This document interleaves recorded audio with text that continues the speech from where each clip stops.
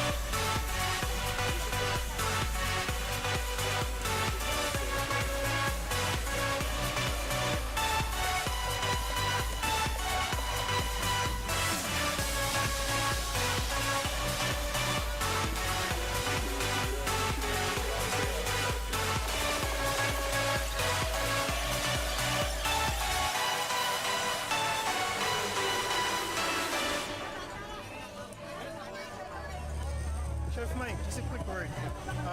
Why are we doing this? Okay, we have a relationship with Red Cross over 2 years already, and Marriott International have a big responsibility to also to community. It's not only we want to make money, we also want to give back. Okay, so we are visitor in each company, but it's American-based company. Okay, and we want to make sure that we're giving something back to the community. Yeah, and that's a part of it. Yeah, it's a part of it to sharing what we can give and what. Welcome back to Philippines Uncut. I'm Buddy Kunana. Tonight's topic is Hotel Trends in Marriott, a place with a heart, a hotel with a heart. And joining us is the General Manager of Marriott Hotel Manila, Bruce Winton. Bruce, welcome back to our second segment. Now, we end the first segment by talking about the Filipinos and how they gelled into this in the hospitality industry.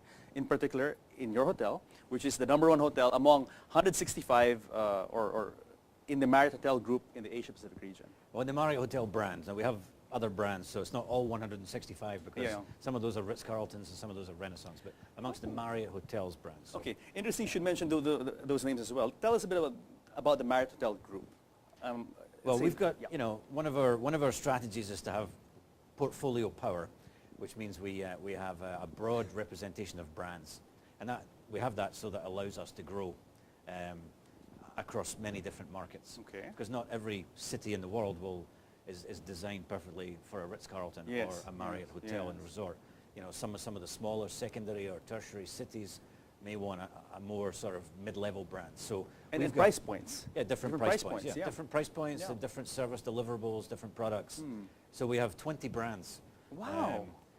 Ranging from high-end luxury all the way down to the most economical. Okay. But with one sort of common denominator, which was good, solid standards. All right. And customers know exactly what they're going to get. Okay. So, what are some of the brands? I mean, you said 20. I mean, I had no idea it was that big.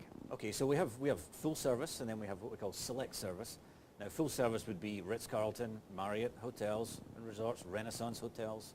We have the Autograph Collection. We have Edition, which is a new brand.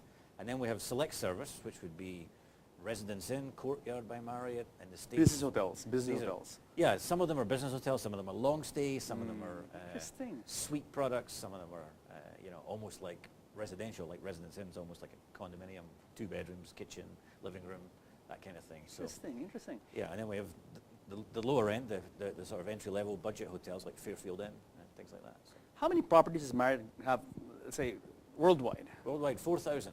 Wow. Give or take. It's changing every day. Wow, that's a huge business empire, huh? It is, and I think we're at the moment, the last official statistics on Hotels Magazine puts out the annual list of the largest companies based on number of units, based on number of rooms, so I think we're at number 3 right now. Hilton's got like 3 more rooms than us this week or something, so Must be a huge job just to manage this whole empire, just to make sure everything comes together well and everything is run well. It must be a huge undertaking, huh? Yeah, sometimes difficult to kind of take it all in, but Where's the headquarters of Marriott, though, in the it's States? just outside of Washington D.C. in Bethesda, Maryland. Yeah, So. okay. How old is the hotel group? When did it start? Well, it started. We didn't start as a hotel company. We evolved into a hotel company. We started in 1927 when Mr. Marriott Sr. opened a 9-stool root beer stand in Washington D.C. Okay. And the only thing he sold was root beer. Okay. But then, summers are very hot in Washington. Winter rolled around, and all of a sudden the temperature plummeted, and the demand for ice-cold root beer just wasn't there anymore. So he said, I got to change my recipe here. So he added some food items, and he changed the name of the root beer stand to the Hot Shops. And then over the next 20 years, the Hot Shops became a very successful restaurant chain. And from there, it broadened out into different business units and different divisions. They did the roadside service areas, on the New Jersey Turnpike and stuff like that. We got into all kinds of business. We had management services, we did hospital catering, we did office catering, colleges, universities. We had multiple restaurant brands from Roy Rogers to Bob's Big Boy and all these kind of things. But then in 1957 they decided, let's try opening a hotel. And Mr. Marriott Jr., who is now, quite, he's in his 80s now, but he was very junior back then, was given the role of opening this first hotel. And it was just outside of Washington. It was in Arlington, Virginia, the Twin Bridges Marriott. So he was the first general manager, went in, and then a couple of years later they opened a second hotel, and also in Arlington, Virginia. And then it just went on and on and on. What was the secret to this incredible growth? I mean, 1957 is not that long ago. I mean, for this 4,000 property hotel group to exist now, what is the secret to this rapid expansion? Well, the main key, because in the first few years the expansion was more, it was still at a good pace, but it was a slower pace in the beginning, because we were building the hotels. We were a construction company. We were everything. We designed, built, did everything ourselves. So we owned everything. But then we changed our model in the 80s and late 80s, and we started to shift our model to more of a management company. And now we're purely a hotel management company. So you don't own, most of your hotels are not owned by, most of the buildings aren't owned by your company. Almost none. Almost none. Yeah. So, So we have independent developers. They have a project, they build a hotel. They want to put a brand name on their hotel. They want to work with a management company with a great reputation.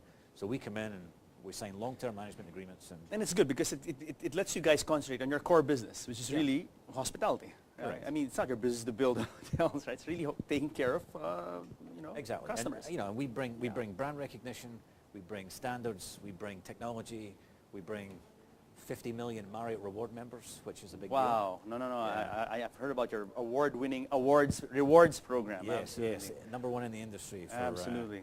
I have an uncle who uses his rewards, and he travels all over the world, and he always stays in the Marriott. And he uses his points from that reward program. Yeah. Now, let's talk about Marriott Hotel Manila. Tell us a bit about your hotel. I think we have some photos that your staff sent us earlier, and let's show those photos of Marriott Hotel Manila.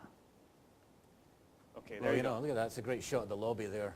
Nice. That's become an iconic picture for us. It was actually featured in the 2012 Marriott's annual report.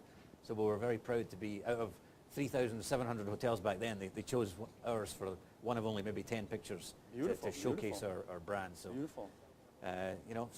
Lovely guest rooms, great views of the golf course and the Makati and Fort Bonifacio skylines. Is this a standard room or a deluxe or? That's a standard room right there. Wow. What we call deluxe is our standard, our entry level. And you said it has a golf course view. Of which golf course exactly? Villamore. Okay. So we look over Villamore, we're looking straight at the fort in Makati. Nice, so it's nice. nice. Kind of an urban getaway. This That's is sweet. No, that's the executive lounge. Okay, all right. On the 8th floor. Now that's our executive suite right there. Okay, nice. Very nice. spacious. There's the Marriott Cafe, which has developed a very loyal following in the community over the last few years. We're going to be giving it a makeover early next year. We're very excited about that. Give it a new lease of life. So got some exciting things coming in Marriott Cafe. This is your cafe? This is the lobby lounge, or what we call the great room, over. And you have this panoramic glass, and what is the viewer seeing? That's the golf course. That's I don't know what hole it is, Right. but So overlooking the golf course of Villamore Air Base. Yes. Very nice, very nice. And of course, Crew Steakhouse, where Everybody likes to come for their special occasions. One of the best restaurants, I believe, This in is the a country. gym. And our fitness center, where I need to spend more time. Do you manage this yourself, or you have? Is it outsourced? No, we manage it ourselves. Okay, all right. Yeah. Nice, So, nice. Thank you. Yeah, yeah. Beautiful, beautiful property. Tell us, what makes Marriott different from its competitors in the Philippines? What edge do you have? Well, I'm sure. Let's say if you were to sell to me, why should I stay in your hotel, aside from meeting you now, of course? Yeah. Why would I stay in your hotel as opposed to, say, your competitor in Makati or the Fort? Or You know, there's going to be, we obviously have a broad audience here, and everybody has their favorite hotel, or, and every hotel does have its selling points. But, I think our hotel has got a dynamic location. It's not a Makati hotel, and it's not a Fort Bonifacio hotel. It's got its own unique location. We're part of Resorts World, full-blown entertainment complex. We're right in front of the airport, which is nice when the traffic gets bad. But, I think more importantly, we do have a fantastic product. It's a great hotel. It's modern, contemporary. It's a little different. It's not stuffy and old-fashioned. And the service levels are really, really outstanding. In fact, on October 10th, we have our 5-year anniversary. oh, nice. And we're going to celebrate more than 50% of our staff who've been there since day one. And they really make the difference. So I think that's the key part. What absolutely fascinates me, and I know other hotels do this well, but I don't know if they do it as well as us or not, because I'm not as familiar with the other hotels. But what fascinates me is my staff's unbelievable ability to remember people's names. People come up to me all the time and say, I only stayed in your hotel once, and it was 3 years ago, but when I walked in the door, somebody called me by name. Immediately they greeted me by name. And I'm like, how did they do that? And I'm like, I don't know. Because I'm so bad with names, But my staff is so good, thank goodness. No, that's amazing. And I think it has a lot to do with that culture you have of, people-to-people contact. I mean, this is not just a hotel place where we work, but this is actually a home, right? I mean, so again, I'd like to know the secret of how you guys put this in your people. Well, This mindset, really, no? Yeah. Well, it's about ownership, right? And one of our core values is to really empower our people. We do not have of course there's a hierarchy, but it's not a hierarchical management style. It's very much a lateral management style. Everybody is 100% empowered. Oh. We want people to make decisions in the moment, using their best judgment. And I tell you, it's a model that works. And secret to the competitors. I don't know how you all haven't figured this out yet. Because so many other businesses, whether it's hotel businesses or other businesses, they don't let their people make decisions. Only the manager makes the decisions. That's unfortunately, it's a very typical Asian/Philippine, But I can tell you, absolutely. I think maybe what people are afraid of is that the employees are going to run wild and give the house away or something. But they actually don't. Because when you give people responsibility, they take it very seriously. You have ownership. You have ownership. Yeah. Like, I am going to be responsible for my decision, but but at least I can feel comfortable that I can take care of this guest. I can give this guest what they're asking for. I don't have to run away and ask my supervisor. Nice. And that's a huge difference. And it makes you feel like you're part of something bigger. It makes you special. It makes you feel special. Absolutely. I think so. You're part of I actually list it in my own personal list as a list of our benefits. When you look at compensation and benefits, I say empowerment. Add that to the benefit list, because you won't realize it's a benefit until somebody takes it away from you. And then you'll be like, I want that back. I want it back now. I don't want to be told what to do. I don't want to have to run away and ask. And I want to be given the responsibility to make a decision. Well, no wonder people stay so long in your hotel, huh? So that, once they have ownership, then... Of course. Why would you go anywhere else? That's the key. Yeah. Happy employees. And of course, we do have a very competitive compensation and benefits program and blah, blah, blah. And of course, I assume, let's say you have ongoing trainings for your staff. I mean, it's a regular program to keep them updated and to keep their skills finely tuned, so to speak.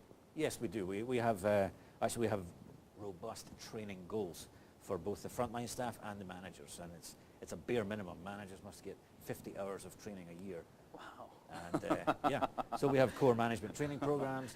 I just actually sent, this is, we're expanding right now, so we've got some big challenges ahead of us, and we have to, we're changing the dynamics of our business. So we're doing a lot of training right now, but I just sent 24 of my managers, 12 of them to Hanoi, 12 of them to Shanghai for training.